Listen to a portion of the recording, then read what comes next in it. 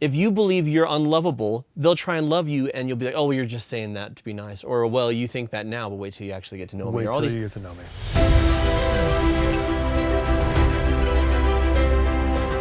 Welcome to Cinema Therapy. I am Jonathan Decker. I'm a licensed therapist, and I love the movies.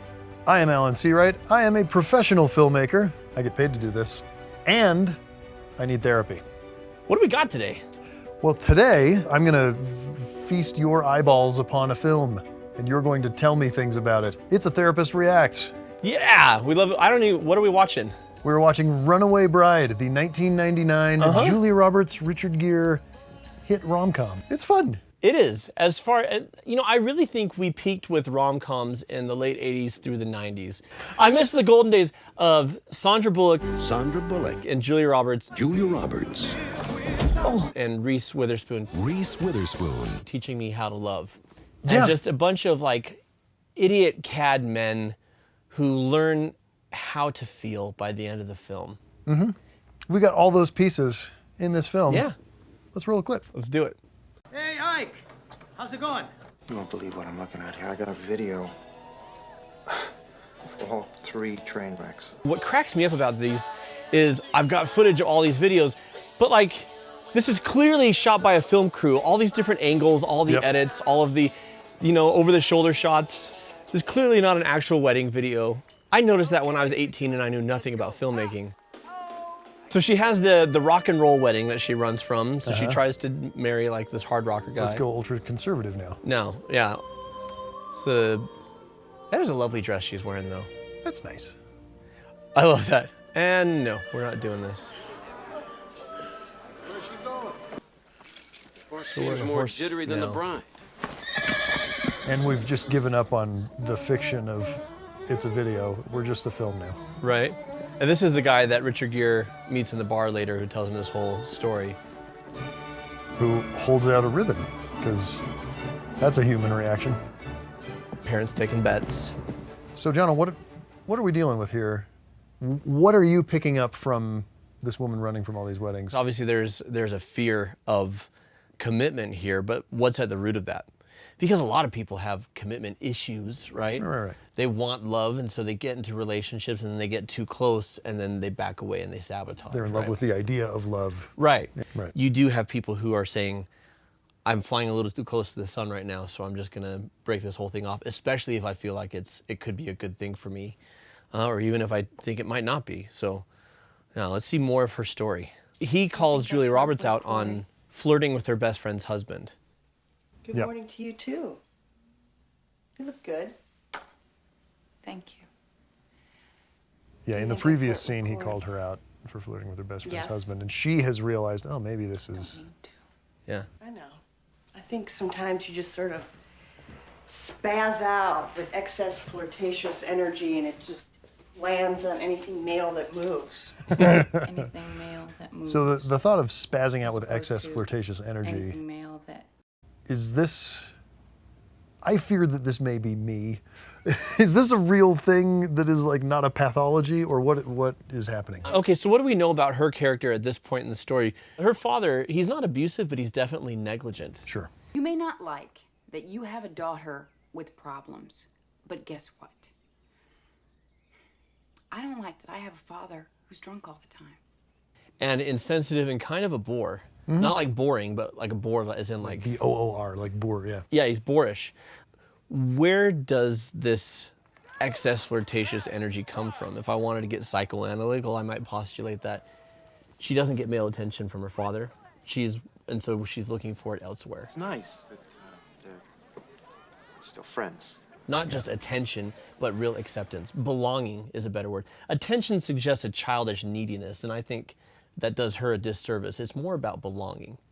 And a lot of times people who have a series of unstable relationships, it starts at home when they were young. They didn't have stability when they were young. They wanted belonging. They crave acceptance and love, but they're also terrified of it.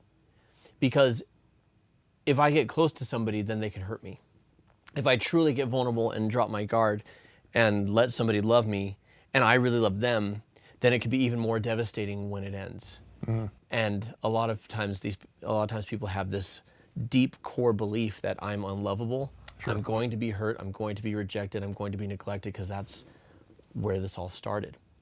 And so they keep getting into relationships hoping that it'll fill the void. But because they are not okay with themselves, because they don't love themselves, they're looking for somebody else to plug that hole. I'm taking her trekking on Annapurna for our honeymoon. Oh, how romantic. We think so. Nothing like sharing your nuptial bed with 2 Sherpas and a yak. Like a bucket with a hole in it. Right. No matter how much water somebody puts in a bucket with a hole in it, It's all going to drain out. it's all going to drain right out. Yeah. And I see that like, if I don't love myself, I can't let other people love me. Right. And so I look at her, and she gets in these relationships with these men, but it doesn't satisfy her because she doesn't really love herself. And so she keeps just chasing this and chasing it and chasing it. And then she gets really close to them, and then she realizes, if I give my life to this person, we get married, and I'm completely in their hands, I'm completely vulnerable, they can completely destroy me, because that's what men do. And it's not even a conscious thought. It's probably a subconscious one. But I think that's why she keeps running. Got It's it. that combination of not being secure with who she is and knowing what she wants. Because if she doesn't know who she is, then how can somebody else love her? And also, I've been neglected. I've been unwanted. I've been treated poorly. I mean, her dad loves her, but, you know. You can love someone and still treat them poorly. Exactly. If you don't have the skill set to, you know. And he doesn't. He obviously does not, yeah. Wedding cake freezes, this we know. And so I think that's... Even if he did, he's probably too drunk to be able to do it. So I think that's where that comes from. So the common trope is the girl who has daddy issues, so she seeks male attention, right? Yeah.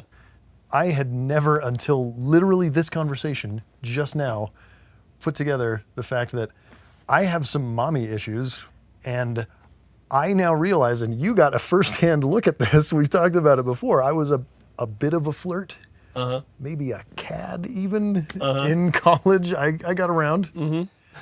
I feel like we are actually working through this. This is actual therapy that's happening. I had never put together the fact that it's not just girls that have daddy issues. I have mommy issues, Yeah. and that's why I was constantly craving Affection. female attention Yeah. and affection to fill that hole, and I never put that together. Do you think it was a similar thing where you wanted it, but you were also afraid of it? So like that's why the short relationships, right? Like To some extent, yeah. It turns out Runaway Bride was just the movie for today. Thanks, Runaway Bride. What the? I'm the one doing the heavy lifting.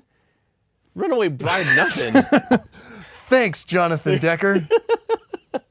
Well, that is some amazing hair. Peggy, I think there is a distinct possibility that I am profoundly and irreversibly screwed up. Not irreversibly. Not irreversibly. I love you, and I promise to no longer flirt with Corey. As a profoundly screwed up person, I'm not worried about can tell you because and I work in Corey film. or me and Corey, or It's not irreversible. you being irreversibly screwed up. Maggie, you've been like this since we were kids. And all I'm thinking is, now that you're aware of it, and that it hurts people's feelings sometimes, maybe it's time to get on with life and commit to someone of your own, like Bob, if he's the one. Right? There's. if he's the one. Is there anything I can do to make it up to you? Well, So there's good accountability. Always the thing that brings warmth to my heart, and that is duck-billed platypus. Just do it. So you've got Garry Marshall, And who my leg is is the pole, and it's honestly, raining, and, you know, that's the like only time I would it's hang fun. out with him. He's passed. Just He sit- seemed like a really fun guy. Seems like a super sweet, really funny guy. He's not an amazing artist. He does these kind of journeyman. This is great. She is America's sweetheart. But 20 years later. he does these perfectly serviceable. Humiliating. And it's not like you're looking for Thank you. incredible filmmaking from romantic comedies. I mean, what you're really looking for is for the filmmaking to stand out of the way. To get out of the way so that you can go on a journey with the characters. Well, right? but when you cast Richard Gere and Julia Roberts, you're going to get chemistry. You know, the screenplay for this movie is good. It's fine. Yeah, it's fine. But honestly, Joan Cusack. She elevates. She elevates everything she's in. Yeah. But she elevates this a ton. Yeah. Rub your ears, rub your ears. Rub your ears. That's a great idea. That's a very good idea. Right, rub your ears. Corey does that to me sometimes. Ooh, and you just... We do it to the dog. So many of the side performers, and this is one of the things Garry Marshall does so well, right? Is he will get giant movie stars and then pair them up intelligently. Yeah. Because you can get two big giant movie stars and put them together and it just doesn't work. Garry Marshall is exceptional at finding, and it's not just because it's It's not easy just to find romantic chemistry. No, just good chemistry where they play off of each other really well. And the other thing he does really, really well is he'll get, kind of B-list actors. Joan Cusack is, a known quantity, but she's not headlining. No, there's no Joan Cusack stars in. Yeah. She's like Judy Greer, Should I go talk to him? You're not married. Yeah, very, very much so. right? And that's not a knock on Judy Greer. That's No, just, that's a big positive for both of them. They're, they're both two awesome. amazing women. He does such a good job of letting them play. And you see, Julia Roberts, Richard Gere are these huge movie stars, at least at this point in their careers. They've never seen more down to earth and relatable, and it's not even because of them, it's because of who they're surrounded by that they get to. Look. I think this man is heartbroken. So I look at this scene and I see two friends resolving a difference in a very actually real and relatable way, because there is hurt there, but there's also readiness to forgive. Like Joan Cusack is so ready to forgive Julia Roberts. But Maggie, Julia Roberts' character, she says, "I don't mean to," which is kind of like, which is fine. It's fine to kind have of a that as cop-out, but it's... But a lot of times people use it as like, I didn't have bad intentions, therefore my behavior was okay. But she says, I didn't mean to, but that doesn't mean the behavior's okay. Yeah, she's modeling good, like this is really good, Accountability, apology and yeah. accountability behavior, right? Yeah, no, it's fantastic. And then to say, then there's a commitment to changing the behavior, and then what can I do so that we're good, right? Like actually, all in all, that is a model. The word apology is fine. I like the word accountability more, because anyone can say I'm sorry. I mean, a lot of people don't, but anyone can say I'm sorry. But to actually correctly assess the damage that you've done, take steps to remedy it, and then to make sure the other person's okay. And if they're not, what can you do? Like that's good friending right there. That is good friending. Yeah, nobody looks like that in small towns. No. Too many carbs in small towns. Don't pretend to be a nice person. I was the only person in there defending you. You humiliated me. No, Maggie, I defended you. Humiliating you is what everyone else did in there. That is the theme of the party tonight. No, it was under control. Now they all feel sorry for me. Well, they should. Unless both of them are right and both of them are wrong. Right? Yeah, she didn't need rescuing. She didn't want rescuing. About Mount Everest? But he saw an entire town piling on a woman who has made some mistakes, but from an innocent place. Yeah. And he's trying to defend her. Yeah, he had good Not intentions. supportive. You weren't being supportive. You were scared. You were scared then. You're scared. And here he's now. correctly diagnosing something that she's not willing You're to the admit to most herself. lost woman I have... Lost? Yes, lost. You were so lost you didn't even know what kind of eggs you like. Yes. Yes, that's right. With the Preis, you wanted scrambled. With a deadhead, it was fried. With the other guy, the bug guy, it was poached. Now it's like, egg whites only. Thank you very much. That is called changing your mind. No, that's called not having a mind of your own. Maggie, what are you doing? You really want that guy up there to drag you up Annapurna for your honeymoon? You do not want to climb Annapurna. Yes, I do! One of the most, we've talked about this before. You've had a front row seat to this. You will not likely find two people more different on this planet than my wife and I. That is accurate. That is very accurate. Yep. And I didn't understand, aside from, I find her very attractive, but I didn't understand why I was so drawn to her. And what I realized is how important it was for me to be with somebody who knew who they were and who knew what they thought, what they wanted. I didn't want someone who agreed with me as much as somebody who would challenge me. And when people say, you two don't have a lot in common, and I can name several big things that we do. But one of the most important things is we give each other room to be. to me, compatibility is less about sameness. Right. Sometimes it is. I mean, I look at you and your wife, and there's We're personality incredibly differences, similar in but a you're lot of super ways. in sync in a lot of ways, Yeah. and similar interests in a lot In of ways that you and your wife are not at all. No, not at all.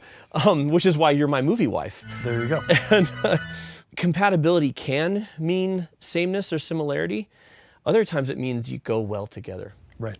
You know, if you've ever had something that's like sweet and sour, or sweet and spicy, or salty and sweet, like real love says, I want you to be happy. If that's with me, awesome. If it's not, like, I just want your happiness. Well, and it's the saving grace of this script, right? Because he's only known about this woman for like, what, maybe 2 weeks at this point? Mm-hmm. He's spent about a week in her presence. Yeah. And that's it. They should not be in love yet. Yeah.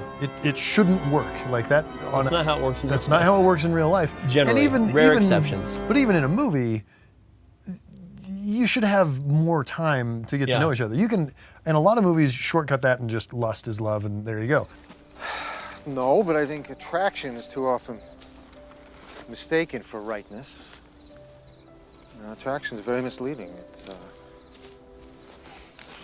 Yes, it is. And it doesn't mean anything. No. It doesn't mean anything. It means... Yeah. But this does a good job of not being that. It's not lust is love. They're both very attractive. Obviously, there's, going to be physical attraction. That's fine. But that's not what this is. No. We have to talk. We have to talk. We have to do some talking now, all right? Just come over here. And that's one of the things that makes it so refreshing in terms of romantic comedies. Yeah. Is it's not the Hollywood stereotypical just sort of, let's just shorthand things because we only have 2 hours. Right. It's born from a real human place. Yeah. And even though it's all accelerated, the timeline is all accelerated, like this is how healthy relationships start, not by USA Today smear campaigns per se. Hey, but don't rule it out. But most great relationships are based on friendship. Right. This is the ultimate friends with benefits situation. Yep. I saw your lamps. They're terrific. But I've yet to meet the person who at some point didn't put on airs of some sort because they found themselves drawn to another person. They really wanted to make it work. Yeah. Right? But that's not love. I mean, and that's not sustainable. And I've met the people in counseling who try to sustain that, and it's a miserable existence. Right. You really need somebody who sees you for you and says, I want that. Yep. Which isn't to say that we can't grow or change for each other or do things differently. Or even have, if you're the person who's the person saying, I love you and I want you. Yeah. You can't, it doesn't mean you have to say, just you never change. Yeah. It's like, I love you and I want you. You could drink less. That's fine. That's fine. Benedict. Arnold. I love eggs Benedict. I hate all the other kinds of eggs. A, set up for a good joke. B, clearly the best type of eggs. Staring. Eggs Benedict are delicious. On a weekday while everybody's at work. And if I ride off into the sunset, I want my own horse. Used. Well, they're mine. Turning in my running shoes. So I am not a gift giver or receiver. That is not my love language. Right. And there's one more thing. But this is cute. I know, mine reels that there could be more after this, but if you could just have a seat. It's the meaning, right, behind the gift. Yeah, let's just not have that there. Okay. Okay.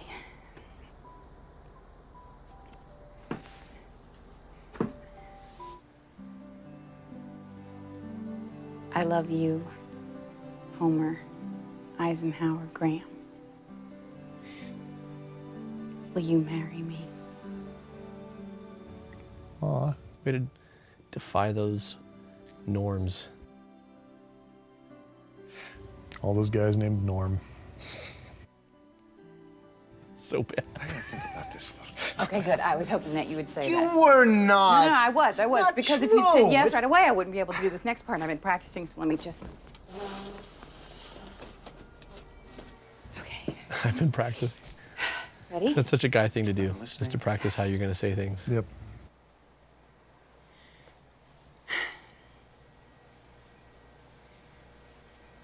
I guarantee that we'll have tough times. And I guarantee that at some point, one or both of us will want to get out. But I also guarantee that if I don't ask you to be mine, I'll regret it for the rest of my life. Yeah, I definitely wanted Julia Roberts to propose to me. Oh yeah, yeah. I mean, for sure. First of all, I think this is the most realistic proposal ever.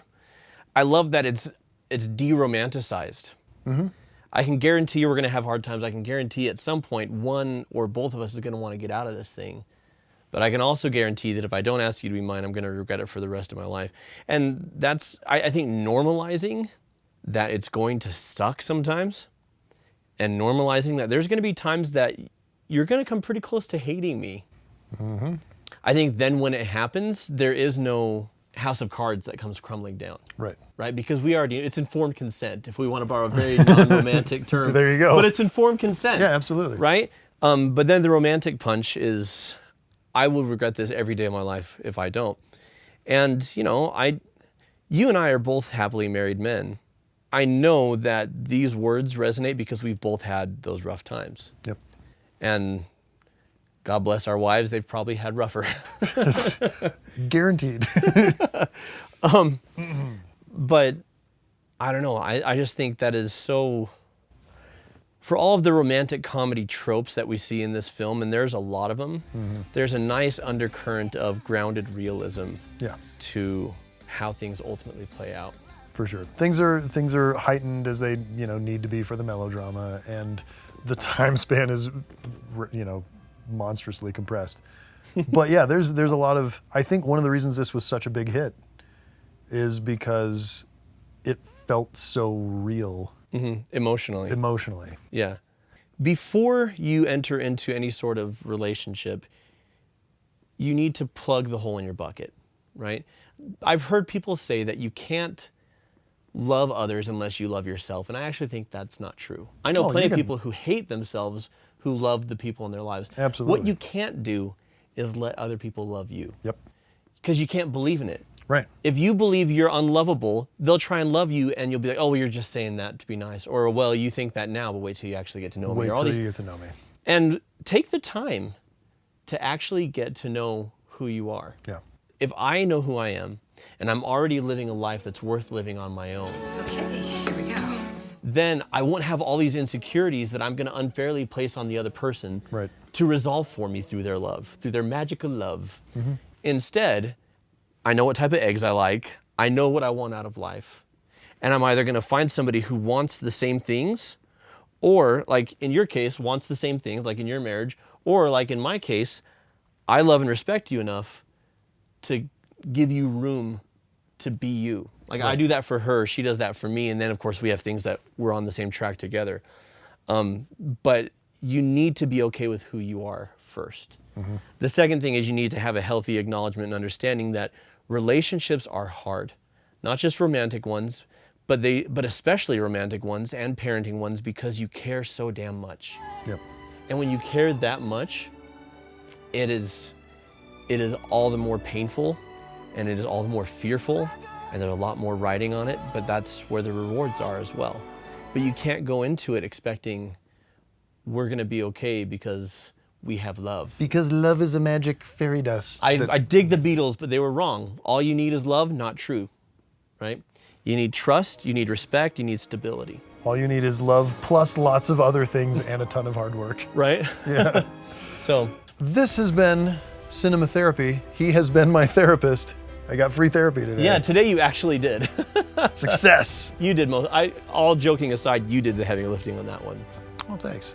If you would like to see more of this, please like our video. It ranks us up in the algorithm, which is our evil overlord. Subscribe and hit the bell so that you get notifications when we post new videos. And find us on the social medias at therapy_cinema.